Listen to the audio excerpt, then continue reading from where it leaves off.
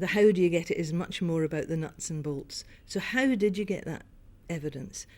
What did you do to achieve that success story? This is very important because people learn a lot from hearing about others, the methodology of others. So the next question is to think about how exactly do we go about gathering the evidence? How do you do it? What I did was put up flip chart boards and had speech bubbles in the rooms, and just any time that they were actually saying something, I would say, oh, go and write that down, or if they didn't want to, I would do it as well, you know.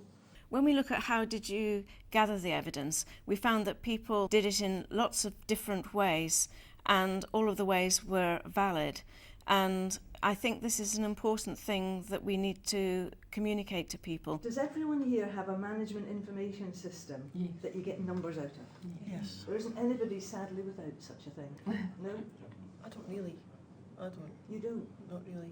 We in health do get information down to data zone level, which we are not allowed to share with partners because it's sensitive information that can identify individuals, and you know that's one of the reasons. But again, I think if you build up your relationship with the partners you're working with, they take it on trust that you're saying these are the hotspots and why we need to be working there, without having to share maybe the actual specific data as such. Yes, personal data. Yes. We have had examples where people have said to us that partners have provided them with evidence about the impact of what CLD workers do.